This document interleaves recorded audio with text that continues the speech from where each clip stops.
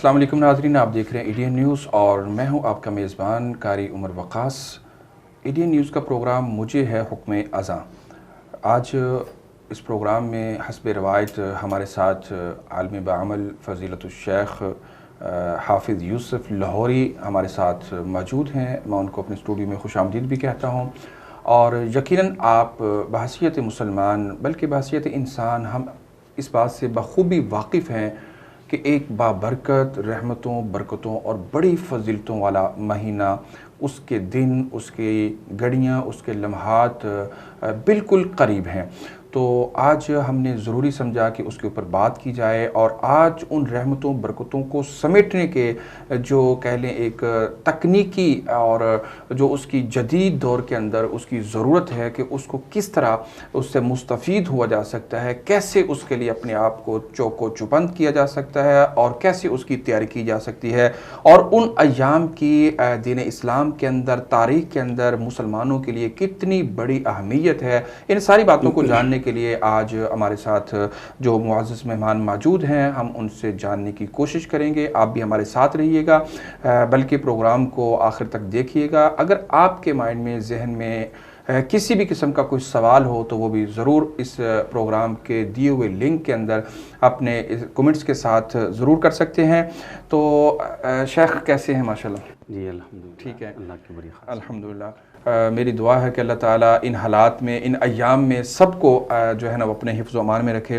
اچھا شیخ، سب سے پہلا جو ہے نا میں سوال یہ جاننا چاہوں گا کہ آمد رمضان کی آمد جو ہے وہ قریب ہے، اس کی تیاری، اس کی آمد، اس کا استقبال کب، کیسے اور کیوں؟ بسم اللہ الرحمن الرحیم۔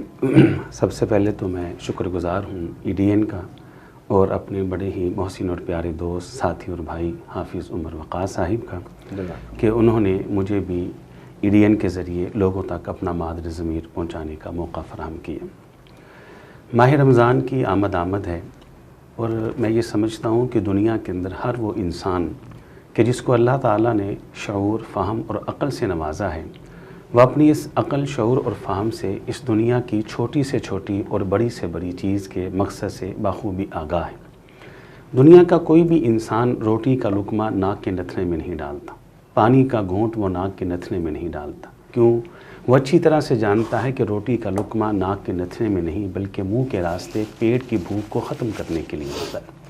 پانی کے گھونٹ کا مقصد ناک کا نتھنا نہیں بلکہ اس منہ کے ذریعے حلق کی پیاس کو بجھانا ہوتا ہے۔ بالکل اسی طرح دنیا کا کوئی بھی ذی شعور عقل مند انسان وہ باتھ روم میں سوتا نہیں اور اپنی بیڈ روم کے اندر قضائے حاجت نہیں کرتا۔ کیوں کہ ہم اچھی طرح سے جانتے ہیں کہ باتھ روم کا مقصد کیا ہے اور بیڈ روم کا مقصد کیا ہے۔ تو گویا کہ اللہ کی دی ہوئی اس عقل سے، اس فہم سے، اس شعور سے انسان دنیا کی چھوٹی سے چھوٹی اور بڑی سے بڑی چیز کے مقصد کو بخوبی پہچان لیتا ہے۔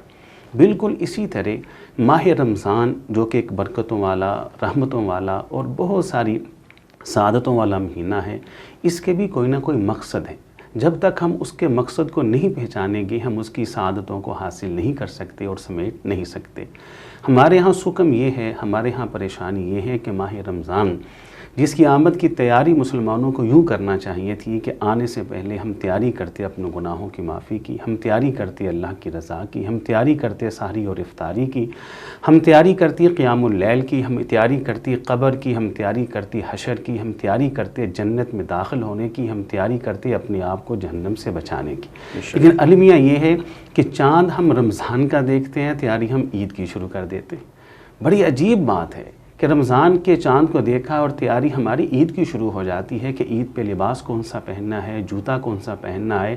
ہمارے پروگرام کے اندر یہ چیز شامل ہو جاتی ہے کہ عید کی چھٹیوں کے اندر ہم نے گھومنے کہاں جانا ہے، عید کی چھٹیوں میں ہم نے ایز اے گیسٹ اور مہمان کن کے گھروں میں جانا ہے، اور کون کون سے ایسے لوگ ہیں کہ جن کو ہم نے اپنے گھروں میں انوائٹ کرنا ہے۔ یہ دکھ اور افسوس کی بات ہے کہ رمضان کی آمد پر ہم عید کی تیاری شروع کر دیتے ہیں، گھومنے کی تیاری شروع کر دیتے ہیں، جبکہ رمضان شیخ میں آپ کی بات کاٹتے ہوئے کہ آج مسلمان تو یہ کر رہا ہے کہ وہ عید کی تیاری کر رہا ہے، لیکن آج سے 1500 سال پہلے آپ صلی اللہ علیہ وسلم نے جو تیاری کی اور جس طرح اپنی فیملی کو ماہ شعبان کے اندر رمضان کے لیے تیار کیا، تو آج وہ کتنا بڑا ڈفرینٹ جو ہے وہ آ رہا ہے. تو ہم اپنے آپ کو کہتے بھی ہیں کہ ہم مسلمان ہیں، لیکن کیا اپنے ٹریک سے ہٹ نہیں گئے؟ ہاں بالکل، یہ بات میں اسی طرف آ رہا تھا کہ آپ کلام اللہ کا اگر مطالعہ کریں تو اللہ تعالیٰ نے روزے کا جو مقصد بیان کیا وہ بڑا عجیب ہے. اللہ فرماتی ہیں کہ یا ایھا الذین آمنوا کتب علیکم الصیام کما کتب علی الذین من قبلکم لعلکم تتقون. اللہ نے کہا کہ تم روزہ رکھو تاکہ تمہارے اندر تقوی پیدا ہو جائے. اللہ نے یہ نہیں کہا کہ تم روزہ رکھو جنت میں داخل ہو جاؤ گے، تم روزہ رکھو تمہیں جہنم سے بچا لیا جائے گا. حالانکہ نیکی کا مقصد جنت کا حصول اور جہنم سے بچنا ہوتا ہے. تو اللہ تعالیٰ نے لعلکم تتقون کیوں کہا؟ یہ کیوں کہا کہ تمہارے اندر تقوی پیدا ہو جائے گا؟ اس کی بنیادی وجہ یہ ہے، اگر انسان کو یہ کہا جاتا کہ تم روزہ رکھو جنت میں داخل ہو جاؤ گے، تم روزہ رکھو تمہیں جہنم سے بچا لیا جائے گا، تو ہمارے ذہن کے اندر، تصور کے اندر یہ بات آ جاتی کہ روزے کا جو انسان کو فائدہ ہے وہ تو آخرت میں، دنیا میں اس کا کیا فائدہ ہوگا؟ اللہ تعالیٰ نے اس کا مقصد ہی اتنا بڑا بیان فرما دیا کہ لعلکم تتقون، تم روزہ رکھو گے تمہارے اندر تقوی پیدا ہوگا. اور تقوی ایک ایسی چیز ہے جو انسان کی دنیا بھی بہتر کر دیتی ہے اور جو انسان کی آخرت بھی سدھار دیتی ہے. آپ اندازہ کریں کہ صرف ایک ہی سورہ مبارکہ کے اندر اللہ تعالیٰ نے لعلکم تتقون تقوی کے 5 بڑے بڑے فائدے بیان کی جن کا تعلق انسان کی اس دنیا کے ساتھ ہے. پہلا فائدہ اللہ کیا بیان فرماتے ہیں؟ وَمَن يَتَّقِ اللَّهَ يَجْعَلْ لَهُ مَخْرَجًا. جس انسان کے دل کے اندر تقوی پیدا ہو جاتا ہے، اللہ تعالیٰ اس انسان کے لیے ہر تنگی سے، ہر مشکل سے، ہر مصیبت سے، ہر پریشانی سے نکلنے کے راستے کو آسان کر دیتے ہیں. وَيَرْزُقُهُ مِنْ حَيْثُ لَا يَحْتَسِبُ. دوسرا بڑا فائدہ یہ ہے کہ اللہ تعالیٰ انسان کو وہاں سے رزق دیتے ہیں جہاں سے اس کا وہم و گمان بھی نہیں ہوتا. تیسرا فائدہ یہ ہے کہ اللہ تعالیٰ اس انسان کے لیے بہت بڑے اجر کو تیار کر کے بیٹھے. چوتھا فائدہ یہ ہے کہ اللہ تعالیٰ اس انسان کے گناہوں کو معاف فرما دیتے ہیں. اور پانچواں فائدہ یہ ہے کہ اللہ تعالیٰ اس انسان کی زندگی کو آسان کر دیتے ہیں. آپ اندازہ کریں کہ اگر تقوی کی بنیاد کے اوپر انسان روزے رکھتا ہے تو اس دنیا کے اندر یہ 5 بڑے بڑے فائدے ہیں جس کے لیے انسان دن رات تگ کر رہا ہے. تو لعلکم تتقون روزے کا مقصد اللہ نے یہ بیان فرمایا ہے کہ عبادت اس لیے فرض کی گئی ہے تاکہ تمہاری دنیا بھی بہتر ہو جائے اور تمہاری آخرت بھی سدھر جائے. اچھا شیخ، یہ بتائیے گا، آپ نے بہت زبردست آپ نے پوائنٹ اٹھایا کہ ایک عمل ہم کرتے ہیں تو ایک عمل سے بہت سارے فوائد جو ہیں وہ انسان کو حاصل ہوتے ہیں، جس میں آپ نے 5 بڑے فوائد جو ہیں نا وہ بیان کیے ہیں. اچھا یہ بتائیے گا کہ کچھ کیا ایسے لوگ بھی ہیں، ایسے مسلمان بھی ہیں آج کے جدید دور میں کہ جو آج اتنی رحمتوں برکتوں کے باوجود اپنے آپ کو ان نعمتوں سے محروم رکھتے ہیں اور اس سے کہہ لیں مایوس رہتے ہیں؟ جی، خلقت کثیرہ ایک بہت بڑی تعداد ایسی ہے کہ جو اللہ تعالیٰ کی رحمتوں سے بالکل محروم ہے. اس کی بنیادی وجہ یہ ہے کہ لعلکم تتقون.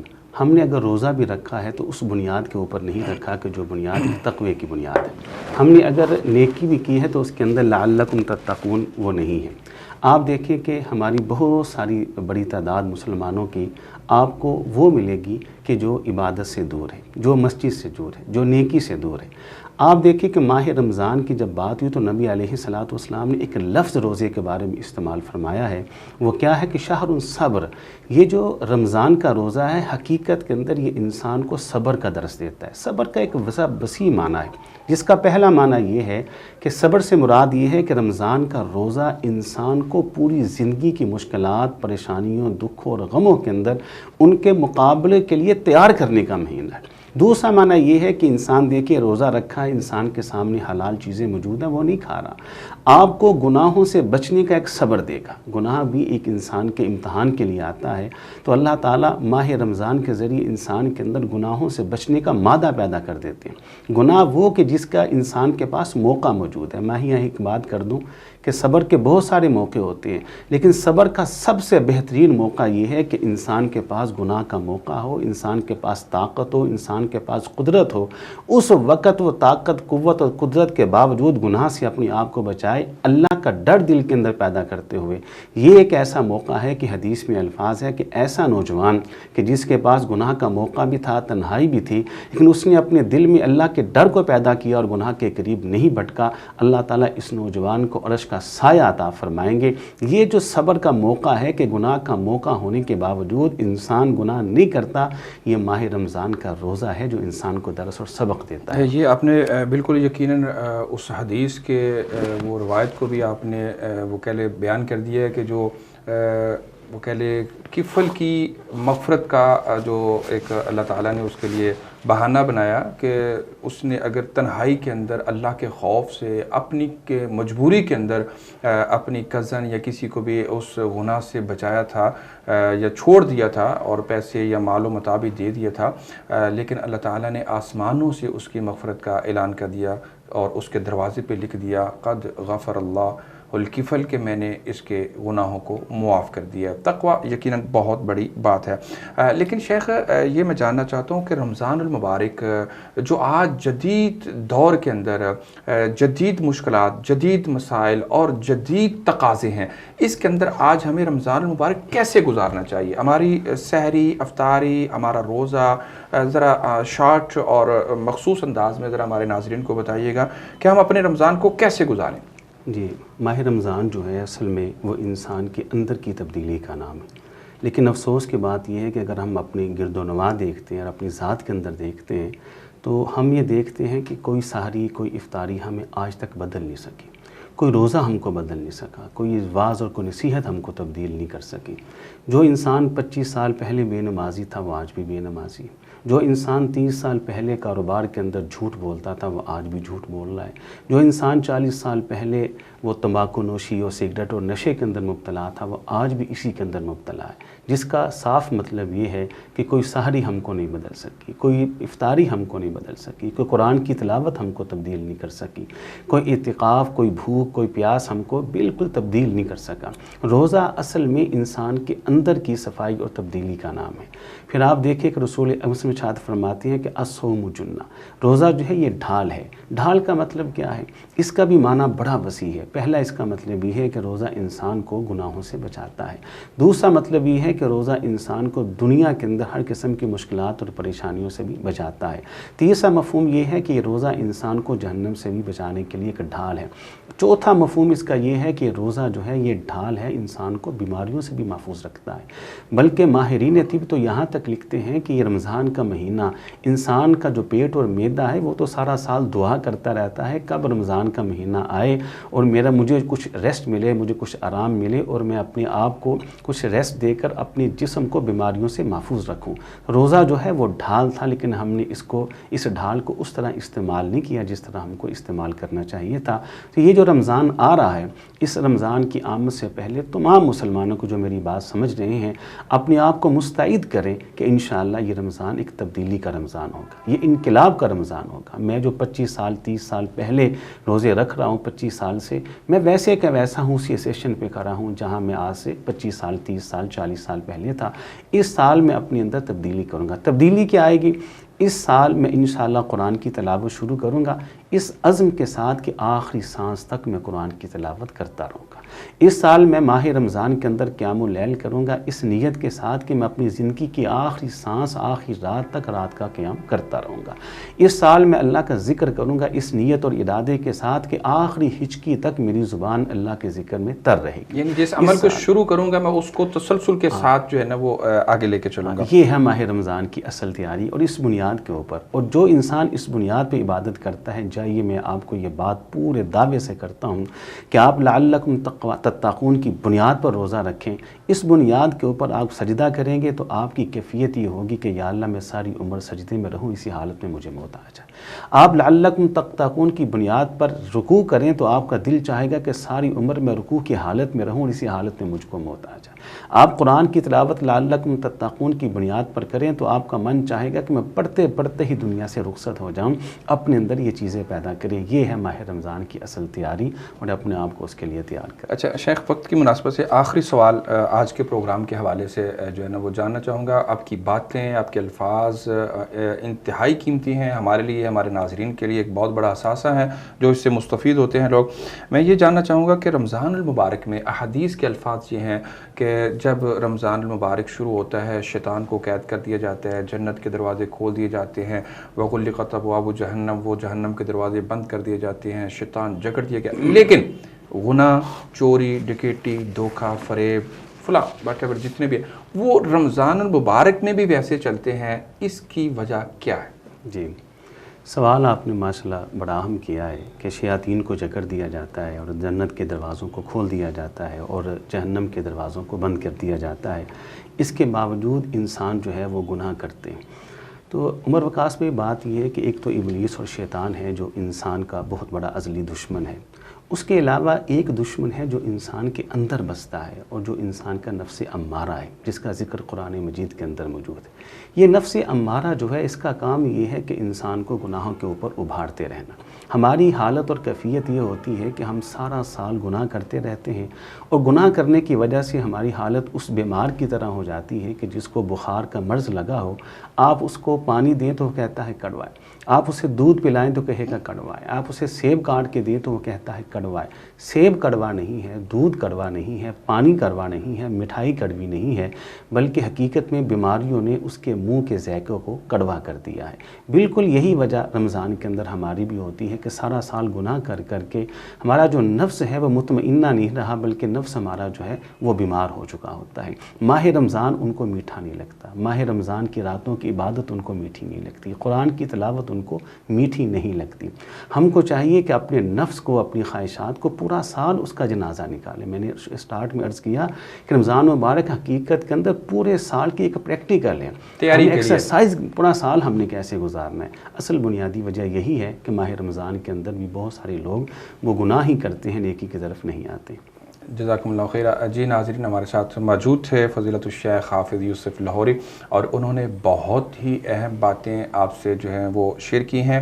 اور یقیناً جس طرح ایک گاڑی ہے، ایک کوئی بھی ایک چیز ہوتی ہے تو کچھ دیر کے بعد اس کو اس کی ٹیوننگ کے لیے اس کی ضرورت پیش آتی ہے، اس کا فلٹر چینج کرو، اس کا آئل چینج کرو، اس کی فک و ترکیب جو ہے نا وہ کی جائے۔ کوئی بھی دنیا کی چیز ہے نا تو اس کو اس کے بعد کچھ دیر کے لیے اس کی اصلاحات جو ہے نا وہ کی جاتی ہے۔ بحیثیت انسان بھی پورا سال گناہوں میں، معاملات میں چلتا ہے تو اللہ تعالیٰ اس کی ایک روحانی ٹیوننگ جو ہے نا وہ کرتا ہے، اس کو جسمانی اور روحانی معاملات میں بہتری کی طرف لانے کے لیے ان ایام کو ان کے اوپر فرض کرتا ہے۔ اور یہ صرف ہم پر نہیں، ہم سے پہلی امتوں پر بھی فرض ہوئے، اور جنہوں نے تقوی کی بنیاد پر اس کو جو ہے وہ کہہ لیں ان دن کو، ایام کو گزارا، تو اللہ تعالیٰ نے پھر ان کو بلندیوں کے جو درجات ہیں وہ عطا کیے۔ اور یقیناً یہ اعلانات، یہ بشارتیں میرے اور آپ کے لیے ہیں، لیکن کہیں ایسا نہ ہو کہ ہم رمضان مبارک کے روزے رکھ کر، قیام کر کے، تلاوت کر کے، صوم و صلات کے پابند ہو کر بھی